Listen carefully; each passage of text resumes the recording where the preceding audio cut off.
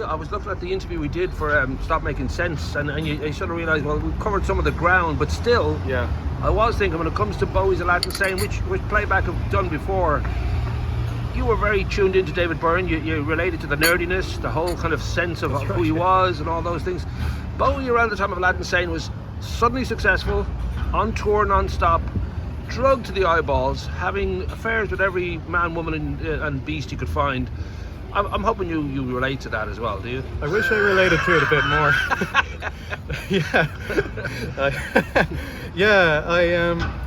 You know what I love about Bowie is he actually is very like David Byrne in one key way, which is that he took what is actually a very weird kind of set of things that he was given by life. You know, he had the strange eyes and the crooked teeth and, you know, not that tall, you know, really weirdly skinny, very pale. Yeah. And he sort of molded that and he said, you know, I can be a rock god anyway. And he just declared it, and it was so. He said, you know what, this is sexy because I say it is. And you know who looks weird as aliens? I'm going to be an alien. And that was his persona. He said, I'm an alien now. I'm a sexy alien. And everybody just went for it. My line for Bowie is always that he basically, his message was, it's not okay to be different, it's amazing. Exactly, yeah. It's not that I'm working my way up to be as good as you. I'm better, man. I'm better. I'm an alien. But Aladdin Sane, you've mentioned too before that it's sort of in that Exile on Main Street sort of gospel feel about it. Very raw compared to Ziggy Stardust. There's a sense that is recorded live for a lot of it. That must be a little bit more fun to play with as a live band, because you're allowed to sort of flex the same muscle that these guys were. There was a sense of it being one take and go for it. Yeah, and there have been, you know, moments in rehearsal where it's like, well, are we keeping the mistake in? Or, you know, which will be easier for us to do it exactly like the record, or to actually clean it up and like play it properly. You know, especially in Gene Genie, you have that famous bit like coming into the chorus where like half the band have shifted chord and the other half haven't. And then you hear Bowie going, get back on it. And then it's into... See, that to me is sort of, you know, the whole Edith Piaf and Miles Davis, people like that saying you use the mistakes and that's what actually works. That makes it sort of what it is. So I would say, go for it. Make your own mistakes. There you go. As a tribute. That's it. And we do try and not tighten things up too much. And, you know, when I'm doing the solo in the song Aladdin Sane on the piano, like, I haven't learned his. Like, to me, what would be the point of that? Like, if I learned note for note his solo, then I've lost the whole spirit of the solo. Sure. Because the solo was done in 3 takes. One was a blues take, one was like a salsa take, and then there's a crazy take, and that's the take they kept. And like, so I just go crazy as well. I sort of quote the solo, but then I do my own thing. And you're right, it's so much more interesting to play than Ziggy Stardust. We have been asked, why don't you just do that or Hunky Dory? They're more famous, but like, it's, as you say, it's the big gospel harmonies, it's the mad piano, it's way more fun on the guitar, it's a real band album. And it's less studio kind of created, because, you know, the work on Ziggy is beautiful, and Hunky is almost like a scrapbook of different types of styles and possibilities and all that.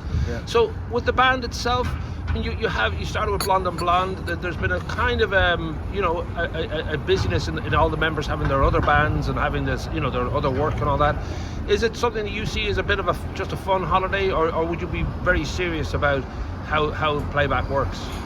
It's sort of evolved over time, it really has. I mean, the only reason we exist is that my originals band, as it was in 2016, kind of splintered and people went their own separate ways. There's no big blow up, it just sort of happened. People had other things to do, and I was feeling but when you break up over musical differences, just over I ask people, do they want to do another gig, and they don't reply to me, sort of differences, you know.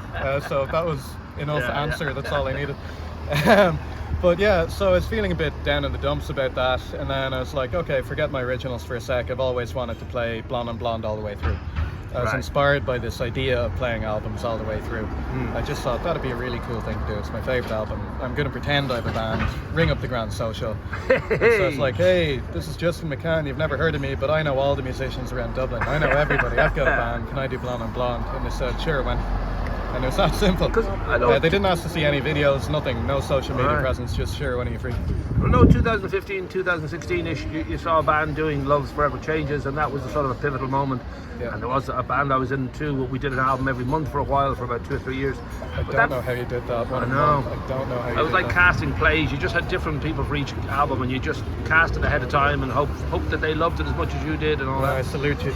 But that feeling of not actually having a you know, with a Richards band, you kind of have a lineup and that's it. I'm guessing with you have that sort of freedom to cast the album and figure out who do we need for this, what instruments do we need, or is it I don't know if it is a permanent kind of lineup now.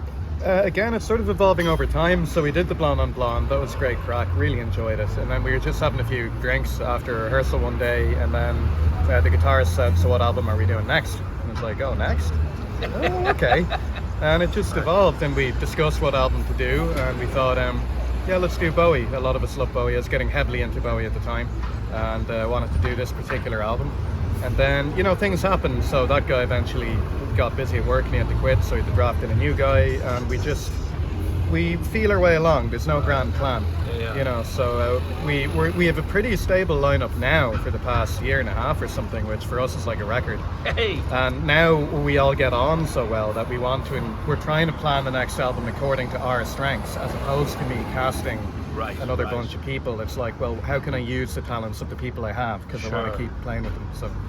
And we should say on the night too, obviously Aladdin Sane is there, but you're doing stuff like you have a piano instrumental version of Station to Station, and it's like that great kind of luxury of your encores can be, there's 100 different songs that tend to get a crowd flipped. So that's a sort of great treat of the night, that you'll get through the album, which is beautiful, but then you'll have this freedom to hit Heroes or Life on Mars or whatever you want to hit in the encores. That's it, yeah. We're actually doing more non-album songs than album songs. Okay. Because like the album's only about 40 minutes. Right. Yeah, that's how they did it back then, you know, 40 minutes, boom, done. And I mean, like, you want to be playing for 2 hours, really. Sure. So, Yeah, you had to come up with a lot of other songs, and sometimes they're very faithful to the original, and sometimes it's like, we put our own stamp on it because we can. We have these 2 incredible female singers, and how can you not use them? So, you know, we do a song like The Man Who Sold the World, and at the end we just slather it in these huge harmonies. I just love it. I love being able to lob these gospel voices at whatever I want, you know. Just let's do this song and just have it sound massive. So I wonder if there are certain albums that are definitely on your radar for future reference, or if you feel it's something that you haven't actually all agreed on yet. Yeah, we've been talking for ages and we just can't agree.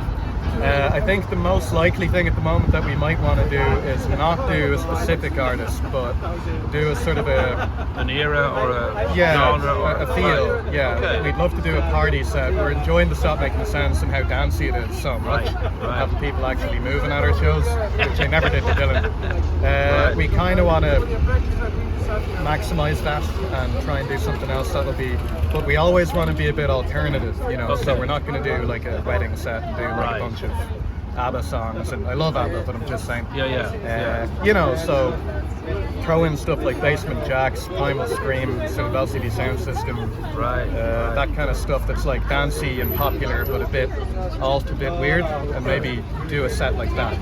Nice. And, well, we look forward to that. I know we'll have the link here above the interview for the Wales shows. I don't know whether you get on the road much, if it's just really around this area. Have you tried to hit Cork and Galway and? Yeah, we did a show in Galway in 2019. Right. Which stopped making sense, and that was great crack. We've one coming up now in Kilkenny on the 20th. Right. It's just our bad luck with the rugby. The 20th clashes with the semi-final, and the 28th in Greystones now will clash with the final. Yeah. And nobody watches rugby. Not around here. No, nobody cares. This is a very Catholic town. Nobody watches it. But yeah, as I said, we'll have the links there. And are there places that people can follow what's going on with the band or find out? I know you're not a huge fan of social media, but I'm hoping that there's somewhere people can go to figure out. Oh yeah, means to an end for sure. Yeah. So we're on Facebook and Instagram, Playback Ireland. There you go. I'll put that in. Rock and roll.